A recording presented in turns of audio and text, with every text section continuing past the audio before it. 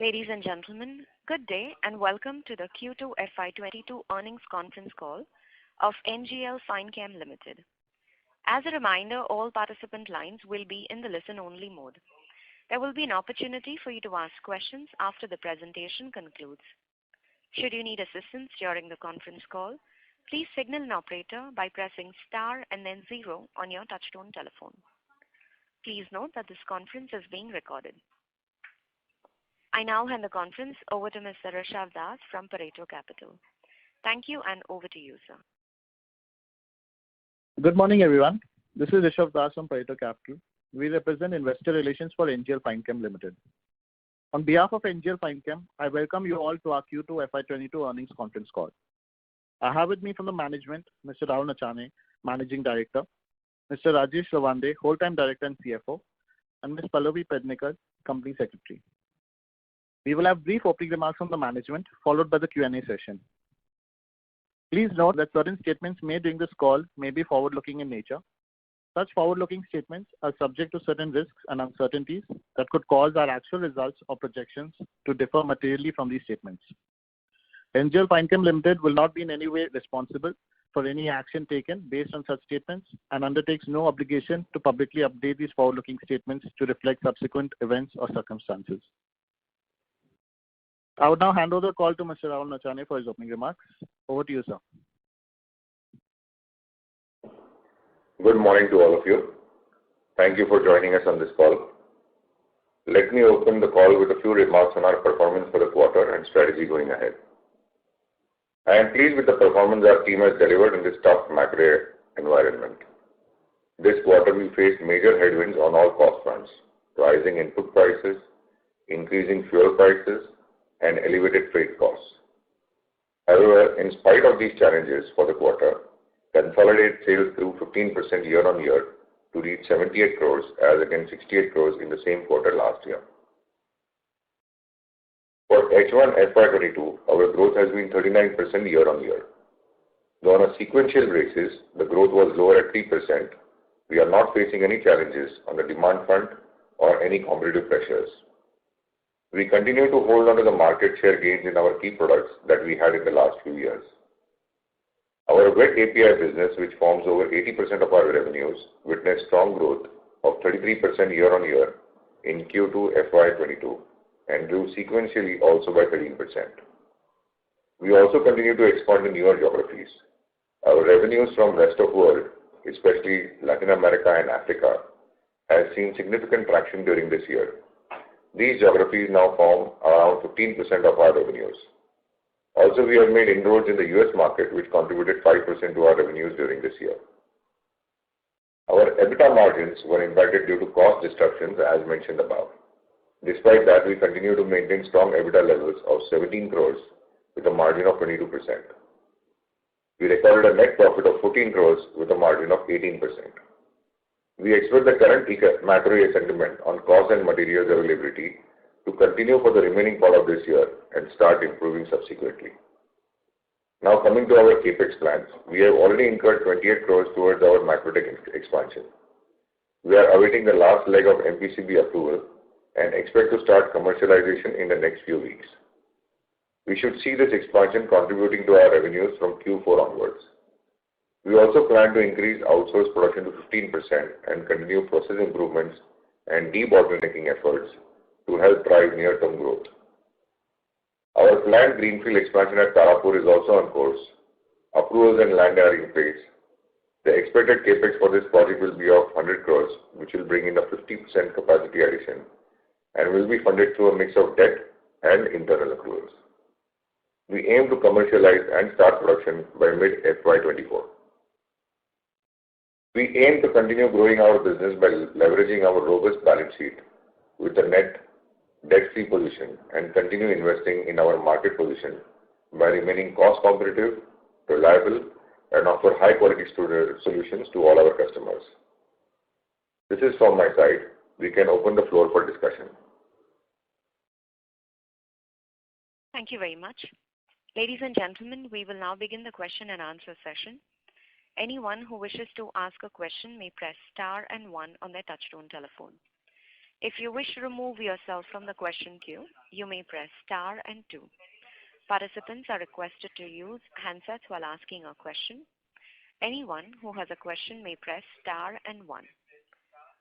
Ladies and gentlemen, we will wait for a moment while the question queue assembles. Our first question is from the line of Rahul Jain from Credence Wealth. Please go ahead. Thanks for the opportunity. Sir, 2 questions. One on the gross margin side. So you have alluded in your opening remarks with regards to pressures on the expense side, on the cost side. So we are currently around 55% on the gross margin, somewhere at the lower end if I observe last 10 to 12 quarters. So are the pressures on the raw material front now stabilizing, or are they still there, or are they moving in the opposite direction, whereby our gross margins can show some improvement in the coming quarters? And second is, sir, on the capex front, both on the Macrotech and the greenfield expansion at Tarapur. Macrotech, we had spoken about 20 crores of capex, and Tarapur was 80 crores. So Macrotech now we understand it is 28 crores, and Tarapur greenfield we have put the number now at 100 crores. So is this, are we adding some additional capacity, or is this kind of cost overrun which has happened? Yeah, that's it from my side in terms of the questions. Yeah, thank you, Rahul, for that. On the margin front, as you may well be aware, commodity prices have been shooting up since around April and May this year. And in commodities, I mean by almost across the board. So we see commodity chemicals are going up, we see metals going up, steel and iron, and also copper going up. Now this impacts and has a big impact on all our operating costs. The second major impact has been on export freight and import freight. Freight costs have gone up almost 10x in the last 4 months.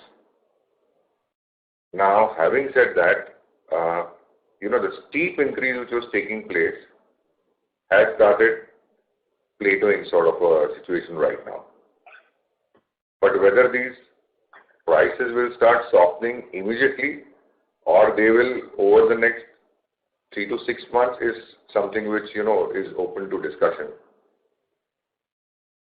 We are hopeful that this might probably last for maybe another 3 to 6 months and not longer than that, and it should start softening around that.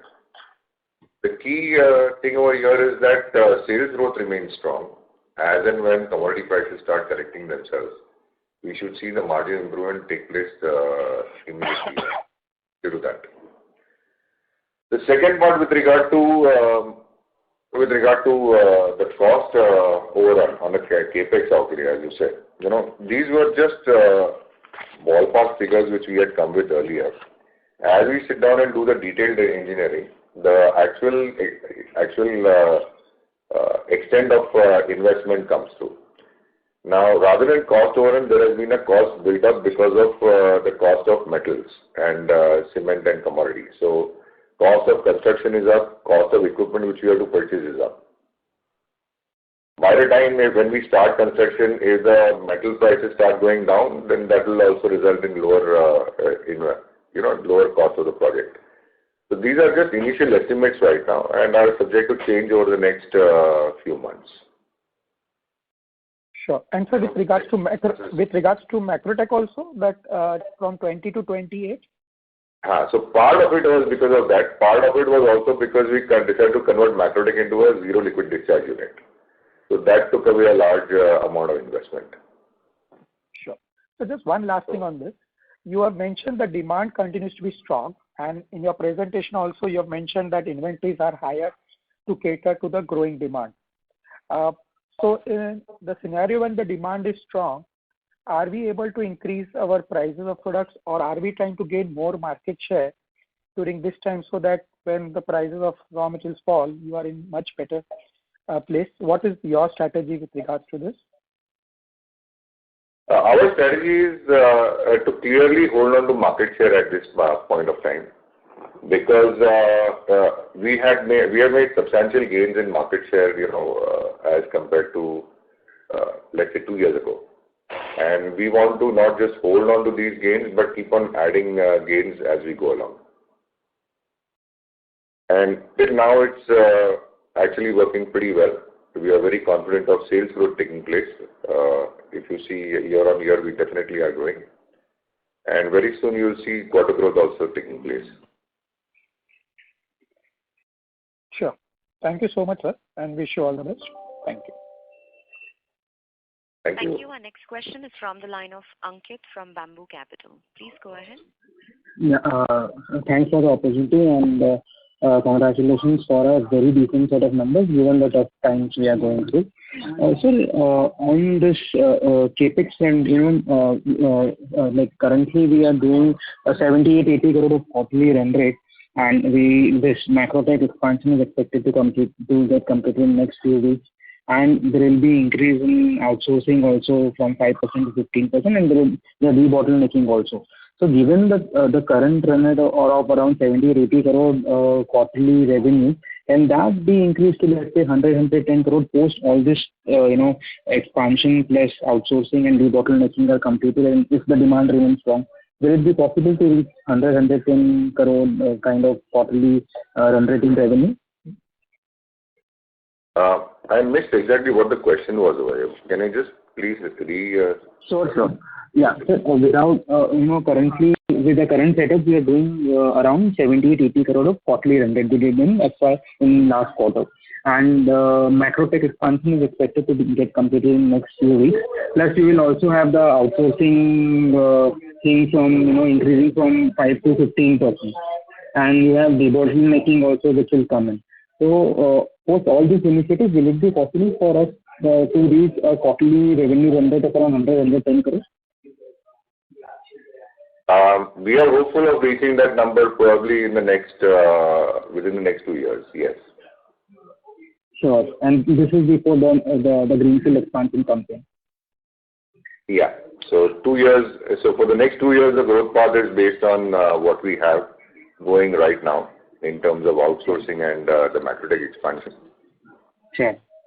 And the new greenfield should take us roughly about 20 months to 18 to 20 months to put in. Sure. And on this, the new greenfield expansion which is coming up, so have we started the construction, or it will start from next financial year? So right now we are selecting the civil contractor who will do the construction. We are hopeful to start construction by early next month. Okay. And sir, on last question on the new product introduction and the performance of the new product that we introduced over the past few years. So if you can brief us how those two poultry products and the other new products are doing, which we have introduced in the past 1.5 years. Yeah, see, we have seen sales growth taking place across the board in all our products. The new products, of course, in terms of percentages, are showing very, very high growth numbers, close to about 150%. But that's because of a very small denominator which they have. But overall, I can tell you that the top 3 products which we have, their contribution in the current year has gone down from 41.5% to 38.9%. So there's a 3% decrease in the top 3 products. While these products have grown substantially at the same time, it is the other smaller products also which are adding to the growth. So we are seeing a complete broad-based growth taking place in terms of sales.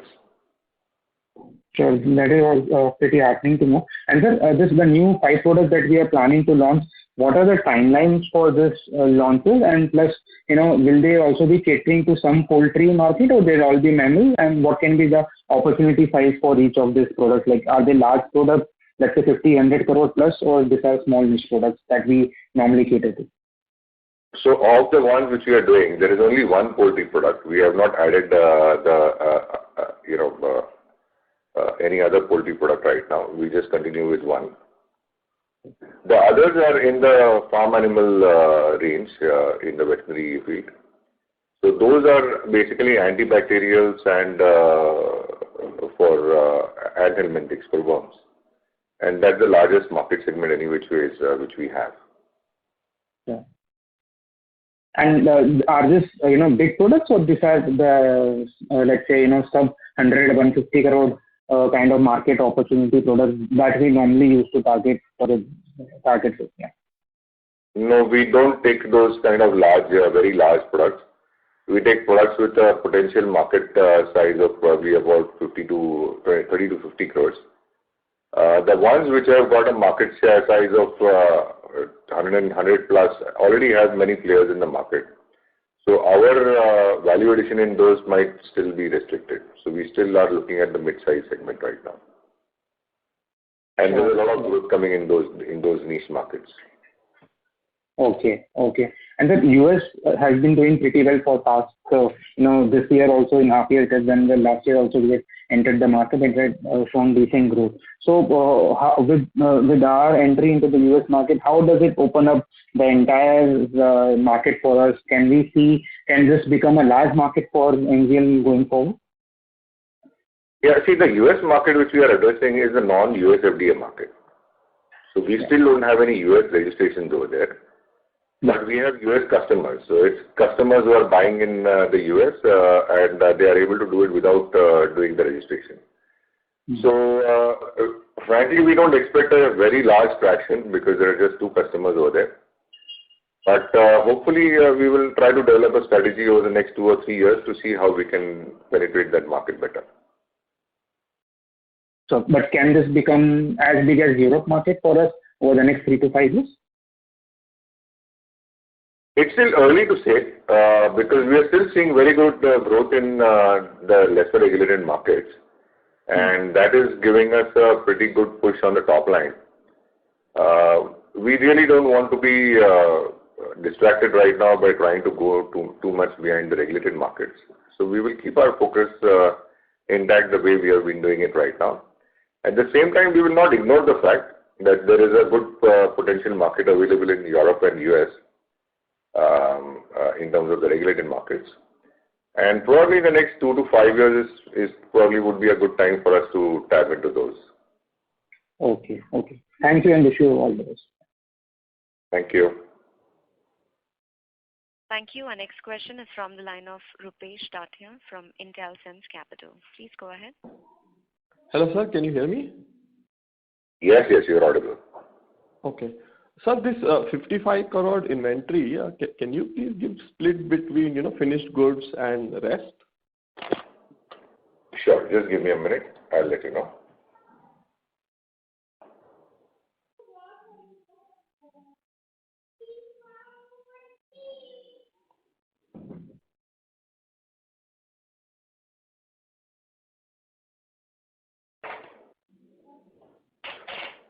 So of the finished goods inventory, of the total inventory, 23 crores is in terms of raw materials, 9 crores in finished goods, and about 22 crores in semi-finished goods. These are the major ones, and there are the smaller heads also. And these roughly 30 crores of finished and semi-finished goods, they will be accounted at cost, right, sir? They are at cost, yeah. Okay. And these we expect these to be, dispatched in the near term, or is there like some to manage the cost escalations you're doing this? No, there are 2 factors. There has been a big increase in chemical market commodity prices. At the same time, because prices were going up, there has been a demand-supply gap. So supplies have not been very smooth. So we decided to stock, especially on those items where, the delivery period is long. And we increased our stocking levels just to ensure that we don't face any stockouts. And we expect this to continue as long as this commodity market is in this crazy demand-supply imbalance. And hopefully it should start correcting early part of next year. Okay. At that time, when supply is a little more eased out, we will also start lowering stock levels a bit to normal levels. Okay, sir. Okay, understood. And sir, most of our export contracts, the customer pays the freight, or I mean, how is the split between where customer pays the freight and where we pay the freight? So even when we do the bookings, no, everything is in spot business. Though it is spot business, normally these contracts are to be executed over a period of between 2 and 4 months. So freight was already included in the contract. It came as a shock to us. We are now moving around towards a situation wherein we pass on the freight cost separately to the customer. But it's something which works with a time lag of about 4 months, 5 months for the entire cost increase to be passed on. So majority of our business is where the freight cost is included in the pricing. Would that be correct understanding, sir? Yeah, we work on CIF contracts, most of them. Okay. And you are able to now have conversations with customers and pass on the freight cost. Yes. Okay. And then, sir, one little bit longer term question. We kind of have step growth in our business. We were a small company, and now our scale has increased. We are now looking at 80-100 crore kind of annual profitability run rate. So in terms of capex planning and future growth planning, would we say now we'll go a little bit more sophisticated and have advanced planning? So let's say after Tarapur, next capex would be planned in advance, because we also have another after the capex comes, we have 1 year of validation batches, customer audits and things like that. So would we now have team and things in a way that we do advanced planning now for all the capexes post Tarapur, so that way from step we kind of go to a ramp. Yeah, that's a good suggestion. We will look into developing a more longer term view on capex expansions and start doing more on a 5 to 7 year planning.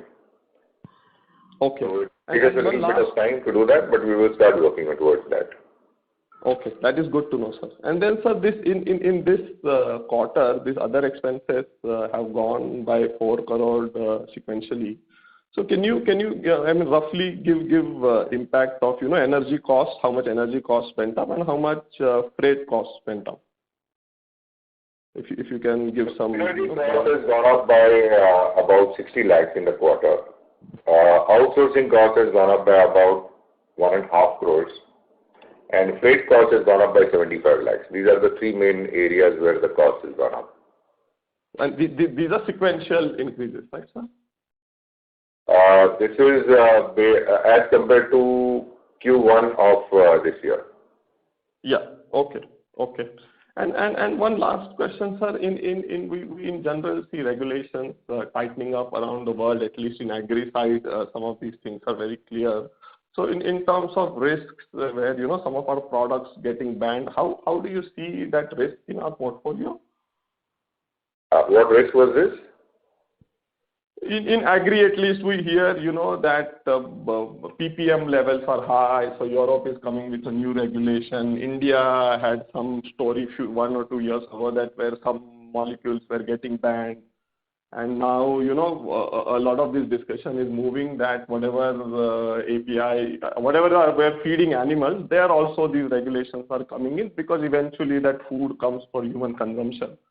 So in terms of this risk, where these our geographies, Brazil or whatever, US or Europe, where these molecules are, getting banned or regulations are getting strict. So in terms of risk, how do you see this risk to our portfolio of roughly 20 products that we have? To my knowledge, most of the products, where there have been restrictions have been antibiotics. And we don't manufacture any antibiotics. I have not come across any reference or any article or even any rumor from anybody which involves the products which we currently manufacture. Okay. So the risk, at least in your view, is not there. Okay. Thank you, sir. Thank you for answering my question. Thank you. Thank you. Our next question is from the line of Yash Singhi from Yes Securities. Please go ahead. Yeah, hi. Thank you for giving me the opportunity. First question is on Europe. So just wanted to ask, is there like an overstocking situation in Europe currently, and can we see better growth rates once it normalizes?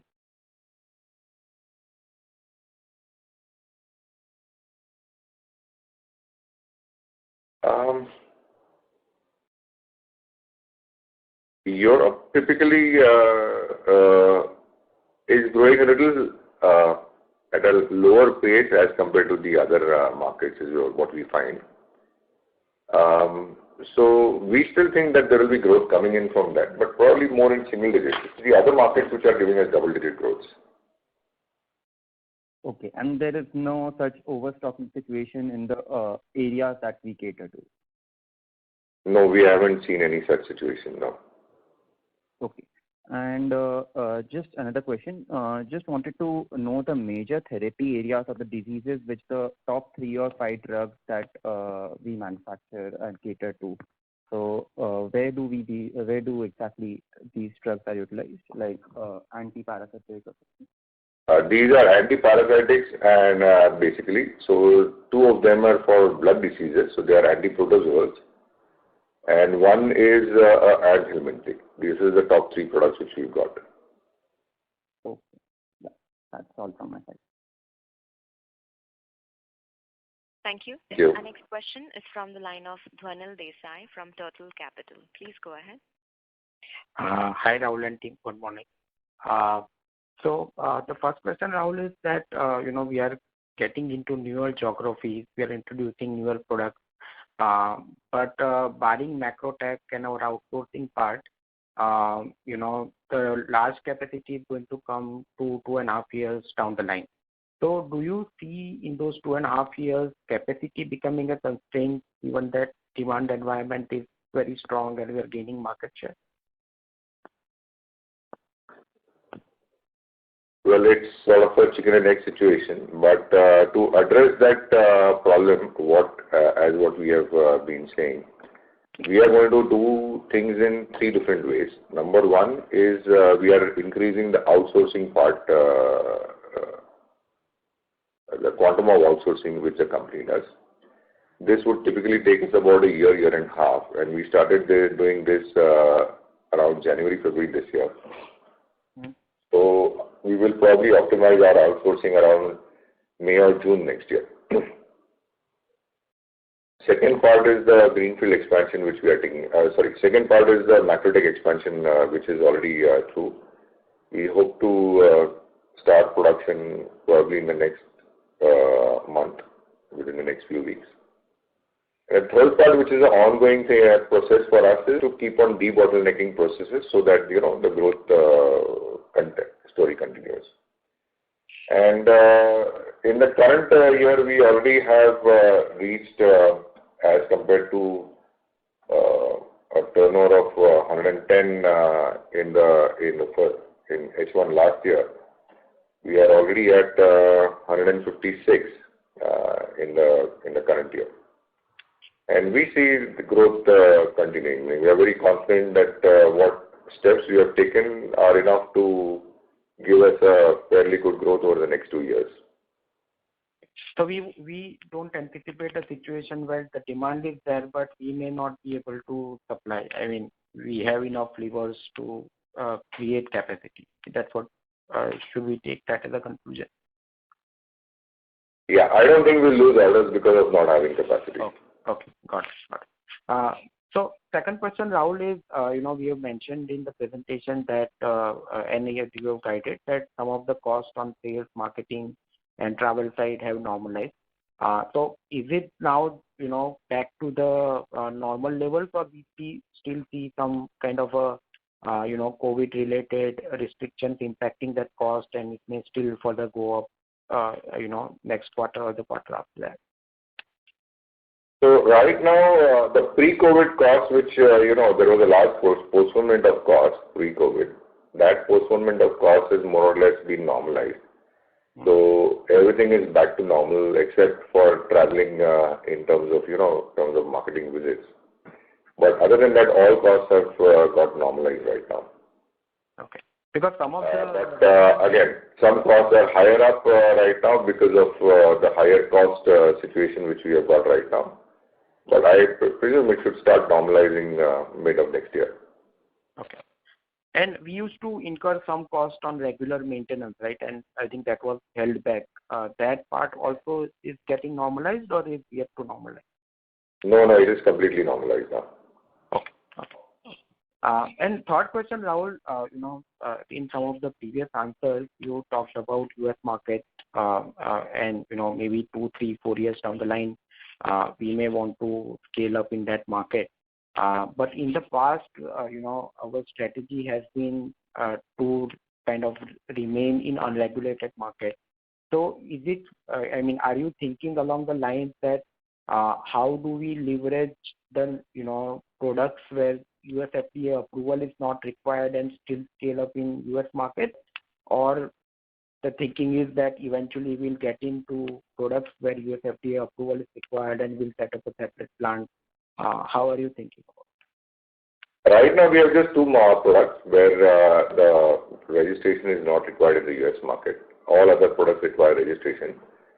So, and as I said, meaning that going into the US market as of right now is not really a priority for us.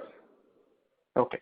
So whatever scale up will happen will be based on the products where approval may not be required from US FDA. Yeah, basically pre-existing business. Okay. And last question, Rahul. So, we are increasing in the after greenfield, our capacity will increase by 50% on a much higher base. So, for filling up that capacity, the existing product basket and 4, 5 new products that we are developing, do you think that will be good enough, to fill up the capacity, or we need to accelerate the new product development process for filling up that capacity? No, right now we have a fairly comfortable path for the next 2 years. We don't anticipate many shortcomings in whatever we have planned. Okay. So even for the greenfield plant, existing product plus new plant products would be sufficient to fill the capacity? Yes. Okay, great. Thanks and all the best. Thank you. Our next question is from the line of Rohit Balakrishnan from iThought PMS. Please go ahead. Yeah, hello. Am I audible? Yes. Yeah. Hi, Rahul. Thanks for this opportunity. And again, congrats on a very decent performance. So many questions have been already answered. Just a couple of clarifications. So in the ensuing quarters and the next financial year, given that we have this increased outsourcing and Macrotech expansion also coming online. So you said that you envisage sort of reaching 100 crores kind of quarterly run rate in FY23. Is that, did I hear that right? Yeah, that I said over the next 2.5 years, not right now or later. Got it. But that would be tied, this is before the expansion from greenfield expansion. Is that correct? Basically what I want to understand is the expansion that you are trying to do in Macrotech and the outsourcing will help us to kind of reach that kind of top line. Whether it is 2 years or 2.5 years, that's fine, but just... Yeah, that's what our objective is, yes.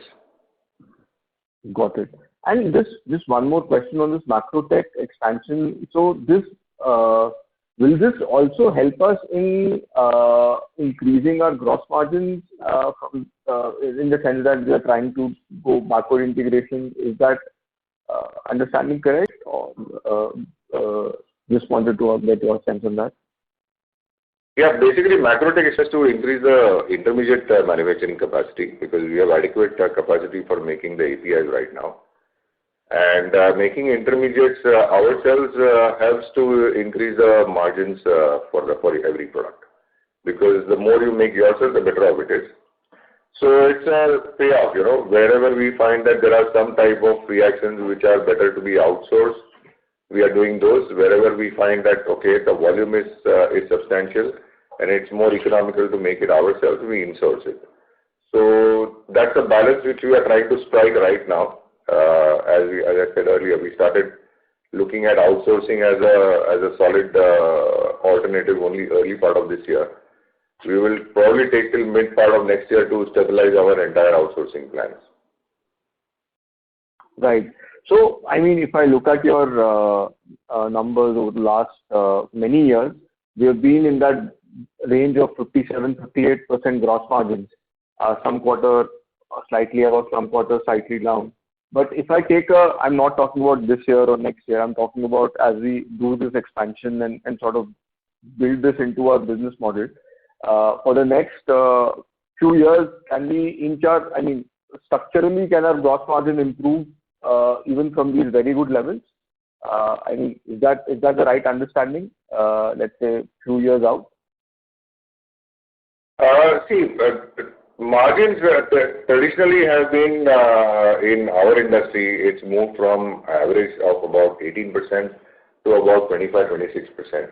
There have been probably a few quarters or periods where it has gone up beyond that number, and that primarily has been because of macroeconomic factors, not because of something which we are doing.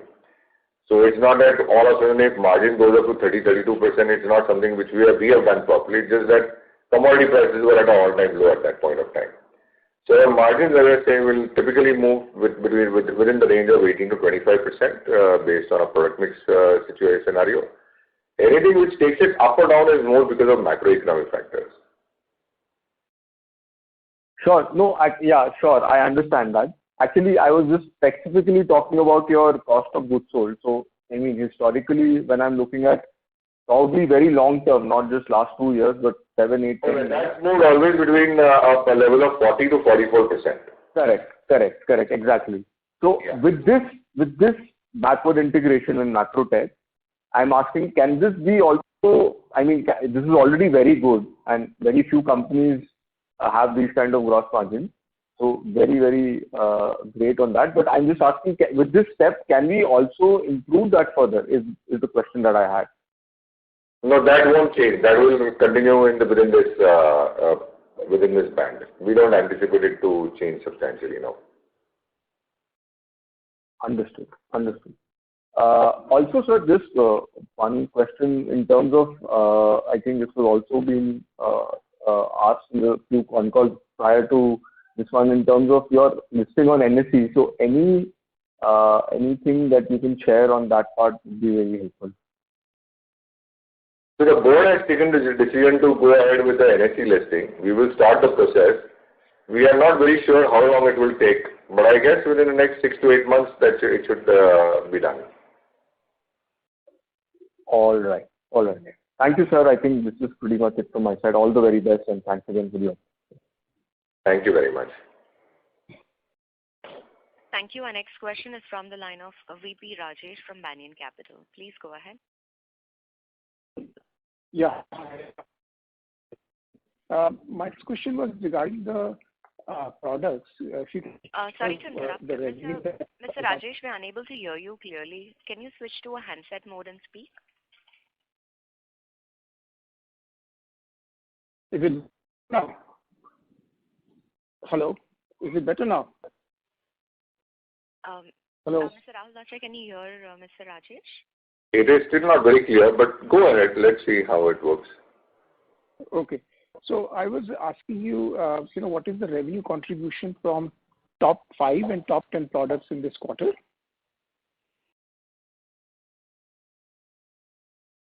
So the top 5 in this quarter have contributed for 54% to revenues. Okay. And top 10? 77%. Okay. And what would be the sort of market opportunity of this top 10 products currently?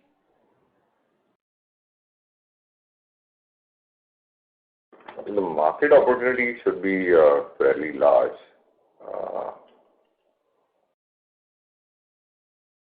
Because we really are not in a monopoly situation in any product, except probably the top 2 or 3 where we are over 50% market share. In most of the others, it's a little lower. No, sorry. Now today, I think we would be over 50% market share in almost our top 6 to 7 products now. And as we add products, we are slowly moving towards those also. So top 10 products would probably have a potential of 250, 300 crores for the same half year. So let's say about 400 to 500 crores turnover on an annual basis. Right. And for us, with the expansion that we are doing, how many new products will start adding up so that you're not reliant on these top 10 products to such a large extent?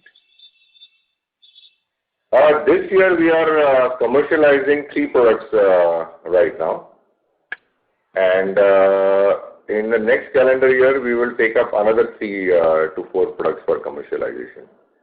So we hope to expand the basket to at least 27, 28, between 27 and 30 over the next 2 years. I see. Okay. And should we assume that even for these 6 new products that you will introduce over the next 24 months, the market opportunity per molecule is roughly in that 30 to 50 crore zone? Well, as I said, we don't really hunt molecules which are very large. This will be in the 30 to 50 crore sort of a market size products. So right. They would have probably a 200 to 50 crore sort of a potential. Understood. Okay. And then you said about your margins being in this 18 to 25% range. So given the product basket we have and the visibility you have for the next, let's say 4 to 6 quarters, would you say your margin in fiscal year 23 will be hovering around 20% plus or minus 1 or 2%? Right now, EBITDA is about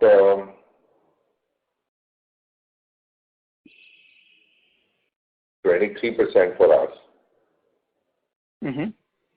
On the downside, I would say it might go down by another 5% if prices continue to be very high. But if prices recover, it should bounce back pretty fast. Okay. All right. Thank you. That's all I had. Thank you. Our next question is from the line of Alisha Mahavla from Envision Capital. Please go ahead. Hi, sir. Good morning, and thank you for taking my question. So my first question is with respect to your non-wet API business, your finished dosage API, human API intermediates, etc., have witnessed very sharp decline YOY this quarter. Any reason for the same? Is it that it was on high base of last year, or what is the sustainable run rate for these businesses?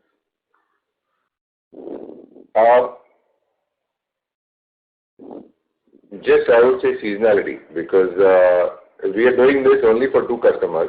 We really are not treating it as a trust area for us. We have 2 customers, and based on how their product is moving in the market, it goes up or down. But that part of the business is basically more sort of a service we are rendering to customers rather than any focus area where we do it. We have not made any investment in this sector for the last 5 years now.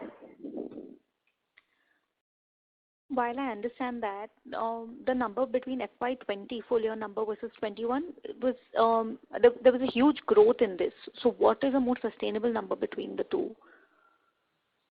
On an annual basis, we expect wet formulations to be in the range of between 7 and 9 crores, not more than that. Okay, on annual basis, the formulations will only be that much. Understood. Yeah. Okay. And so just while I'm sure that this may sound slightly repetitive, but with respect to your margins for next year, with higher outsourcing and, with the RM costs and other expenses, power freight, etc., where they are, is it possible to say that maybe for the next at least 4 quarters, our margins will continue to stay under pressure and we may probably be at the lower end of the range that the industry operates in, and you've also guided in the past? Well, I hope it doesn't last that long. I hope that the markets, commodity markets start recovering much earlier than that. Our personal feeling is that this shouldn't last for more than 2 more quarters. By April, May next year, we should definitely see a softening of prices, because it's just not sustainable for industry to, pay. There are some products where we are paying 4x and 5x prices right now just because of the supply-demand imbalance. So it should correct itself. It shouldn't take that long. We don't anticipate it to continue beyond 2 quarters. No, while I understand that, while these costs may normalize, but we will have higher outsourcing costs and costs related to probably the greenfield and the Macrotech expansion also coming in. And like you said, some travel and other COVID-related costs have not come back. So all of those will come back while these will rationalize, hence negating any benefit. And hence I'm trying to understand that till the greenfield comes on stream, can we expect them to be slightly limited in this range of what we witnessed in this quarter? No, with increased turnover, that higher cost should also get taken care of. We really don't see margins getting depressed because of those. No. Okay. Okay, sir. Thank you. Thank you. Our next question is from the line of Shivan MS from JHP Securities. Please go ahead. Good morning, sir. Thank you for the opportunity. So one question. So historically, when we look at our business model, the way we've grown, we've focused on niche areas, niche molecules, got into them where there is lesser competition, and then built our market share, which has helped us get very high margins. Now, my question out here is that as we move forward into the next leg of growth, are we going to be able to scout for such opportunities of such small molecules, niche areas? That's my first question. And basically over the next 5 to 6, 7 years, over the longer term, are there these opportunities still in the market? So that's what I wanted to know. Well, the products which we have taken up right now none of them are blockbusters by themselves. But each of them, contributes a significant part towards the overall plan for the company. So we still don't anticipate any issues for the next 3 to 5 years in adding products which will help us keeping the growth story intact. So we still have those products on our list. Okay. So in the same breath, if I would want to ask this, is that if do we have enough molecules on our radar, these small niche opportunities to fill up the upcoming capacity that is coming up? So over the next means post FY24. Yeah, we have enough molecules which are on our wish list right now, which should be as I said, we are right now planning in terms of the product pipeline for the next 5 years, and we see adequate traction in all the products which we are planning to have. Okay. And sir, historically we've not looked out at outsourcing. We've always been an in-sourcing company where we believed in manufacturing in-house. Now, while we can understand that there is a surge in demand and our capacities are not up to the mark. So is this a short-term stopgap situation where we will then revert back to in-source manufacturing once our capacities are on stream? No, it cannot be a short-term thing because, transferring technology to somebody, ensuring that plant, the manufacturing, no product can fit in straight away. So everybody has to make certain investments in making changes to the plant so that they can take that intermediate. So we cannot work on a short-term basis and leave people in the lurch like that. It is going to be a strategy which will hold on over a longer period of time. But probably as turnover goes up and we do more of insourcing ourselves, the total production amount which is outsourced will probably come down. Okay. I got your point, sir. That's it from me. All the best. Thank you. As there are no further questions from the participants, I would now like to hand the conference over to Mr. Das for closing comments. Over to you, sir. Yeah. Thank you all for joining the Q2 FY22 earnings call of NGL Finechem. For any further queries, feel free to get in touch with us at Pareto Capital. Thank you and see you next quarter. Thank you. Bye-bye. Thank you for joining. Thank you. On behalf of NGL Finechem Limited, that concludes this conference. Thank you for joining us, and you may now disconnect your lines.